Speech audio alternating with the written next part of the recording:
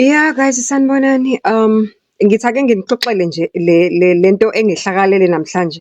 Yazi make note ukuthi angisiyena umuntu othanda ukuthi uma kukhona into eyenzakalile yamphatha kabi agijime azoyixoxela ku social media. As much as I have a strong presence in the social media platforms, but I don't like it.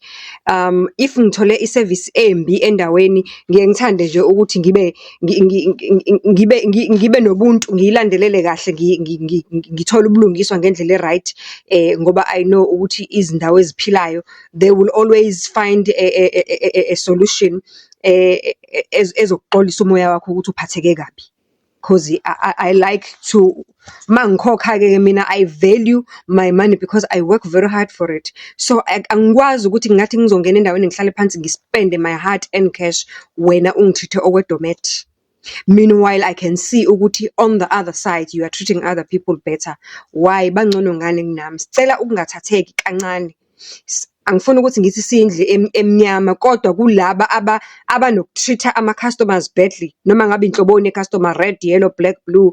Ake uzifundise ukuthi ungabakhi abantu kancane ngoba ngesinye isikhathi kuyenzeka umuntu akunikeze a bad service because angazi ukuthi usuke kubuke wakubona ini kuwena le esuke yenza ukuthi abone ukuthi you are deserving a bad service. But I know ukuthi there are some people in the line of service abanako ukubuka nje umuntu akukhe phansi akukhe phezulu akubona ukuthi hayi wena vele angeke ngize ngibe nandaba nawe khona noma ukho uyakhokha anginandaba nawe.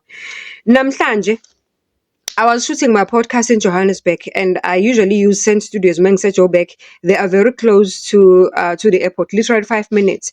And it happens with one of my guests that I had and was the last guest for the day, by the way. It was uNkomonde. Lo video izophuma next week ngoLesithathu ngo11. Bese ngiyamcela ukuthi ngoba vele bengizo Uber, ngicela ukuthi asale sengidrop e-airport. Abantwana bami befike bangidrop ekseni sebehambile, so vele eGoli bahlala khona, ngiye ngijwayele nje ukufikela kubona, ngiye frequent eGoli. That is why I'm able to shoot in Joburg most of the time. Okay, mangidrop uNkomonde, guys, mina because i-content yami it's so emotional draining. Uma ngabe ngizoyawushootha the following day, I like ngiyathanda ukuba kulesa space sami esingipreparishayo emotionally and ngilungise ingqondo yami ukuthi ngibe ready ukuthi ngiyoshutha. As a result, it's a norm, angikwazi ukudla ekseni mangizoyishootha. I just wake up, I pray, I can drink water, I can do any other thing, but angikwazi ukudla sidalo because well, if you know, food is a drug and it can iyakwazi ukuphazamisa izinto ezithile. Well, asiphume lapho. Abantu aba spiritual, abantu abamhlophe bazongi-understand ukuthi ngikhuluma ngani. Kodwa into engifuna ukisho ila.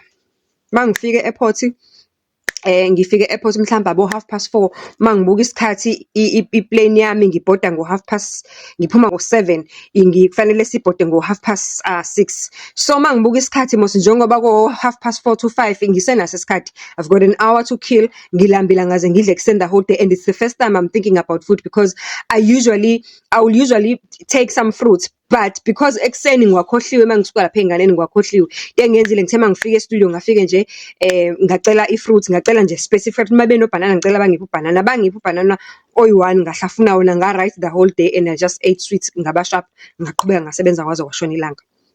Mangifika ke airport ngi-check in ngenze yonke into ngingene ngale ngaphakathi, vele kunowimpi namanye ama restaurants ngale ngaphakathi mosongenile.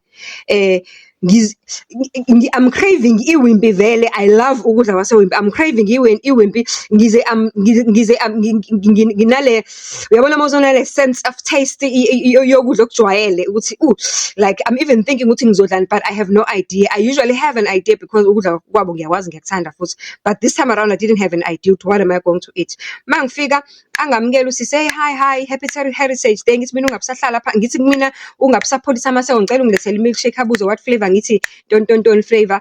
Ngihlale phansi, ngihlala phansi ngidonsa ifone, ngilungise lokho njani isikhwama sami esincane, ngenze whatever engikwenzayo. Okay, vele usisa kuyena osevayo usisi nje wamukela abantu uthi ume lapha ngasethilini. Mangiphenya ngithi ngisabheka imenu ngibona ukuthi kune special sihamba ne-milkshake. Ngithi kuyena hawu sisi wami i-special sihamba ngabe usize we-milkshake ohamba nale special is the same size nalo engu-odile athi but kodwa ngibona ukuthi kusazoshintsheka ngoba sekodiwe. Lapho usho i-milkshake ayofiki ngisho etafuleni kumina. Angazi abawokhesha bazongiphendula kanti ayikho into ekuthiwa ukuvoida mhlampe uvoide customer melifuna something else melifuna ukuthi ayenzeki into enjalo. Fine, a story for another day. I do not want to cause drama. Fine, ngiqhubeke ngiphenye imenu bese ngi-order something else. Ngi-order ama-wings ngithi ngicela ba-ede ivoroso eceleni on top, ama-wings nama-chips nevoroso eceleni. Okay, fine.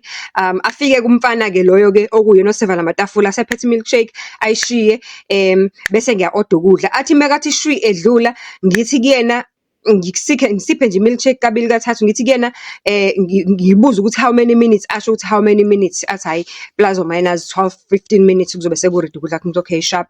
Ngithi mina ngicela ungilethele a glass of warm water ufake a slice of lemon phakathi. Athi yena sharp. Guys, uhambe umfana mhlambe kwaphela 15-20 minutes kwaze wafika ukudla engakubuyi nalamanzi engiwacelile.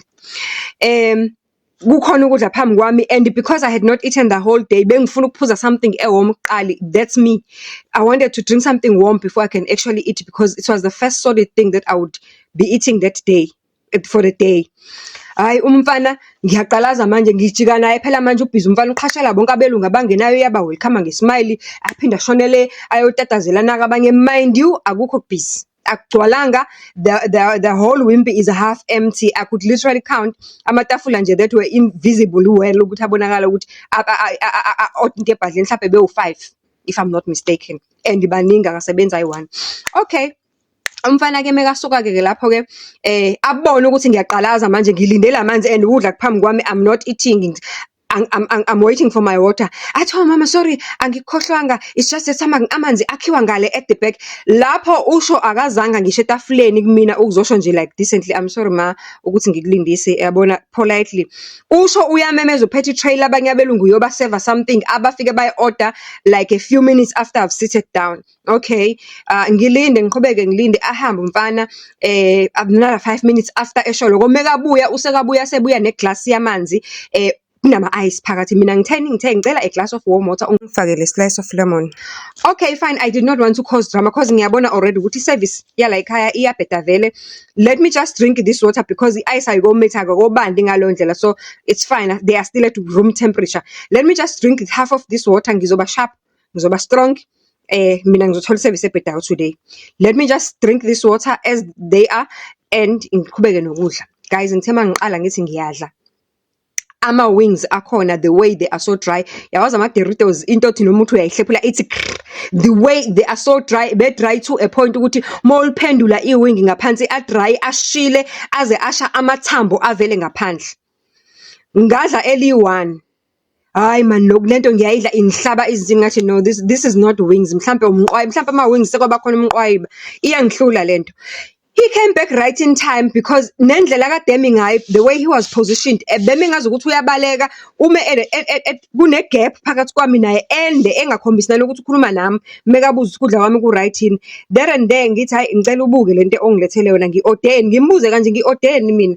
Athi yena order ama-wings. Ngithi are these the wings eniwasevayo la ekhaya? Athi yo azange anginamanga, azange nathi yo. Ngithe nje ngisathi ngisaqedela ngisaqhubeka ngimkhombisa nelinye wavele wathatha iplate hlwi wahamba ithi ngiyokushintshela ekitchen dlathu uyahamba engage akakhuluma kasho next. Ngithe ngisabheke lokho emfaneni ngiyabona mose ukuthi hayi engazi ukuthi already sengivele ngaphelelwe i-appetite. Mekabuya okwesibili ubhizi namanye amatafula ngiphinde ngimbeze ithi ngicela uyikhansela, sengivele ngashapha. Ngicela uvela usale usuyeka ngizophuza milkshake ngicela ukukhokhela yona. Kusho ukuthi ahambe kayo busy manager. Shame manager ifika ixolise ithi hayi uwabonile ama-wings engicomplaina ngawo naye uyabona ukuthi awekho right. It looks like bawafake kakhulu kwi-microwave aze oma. Make a mark, uwimpu sidayisela ukudla ku-microwave-iwe. Njengoba kwami angikudla ukudla ku-microwave, angikufuni ukubona ukudla e-microwave, but yena I was selling me ukudla ku-microwave-iwe. Ayibo sayisathatha kancane in the line of service. Lapho umfana mase ngikhokhisa, ungilethela i-receipt, ungilethela umshini, is asking me ukuthi am I paying imali ekwi-receipt? Ngithi mina yes, i-milkshake iwu-R49.90. Wena ufuna ngikhokhe emalini? Hawu, ukhokha yona le with a command, and the demand is expecting i-tip from me after the rubbish service he gave me. Hayi ngeke, ngicela kaWimpy bawayeke ama-wings ngoba akukona okokuqala ngake ngawadla ama-wings akwenye indawo. Omunye uWimpy nakhona but ayengekho this bad. Ayedleka kodwa uwezwa ukuthi anobu-dry nyana, awekho juicy like ama-wings esiwajwayele, abamnandi, tasty and juicy and soft, olufaka emlomeni ubuye nethambo.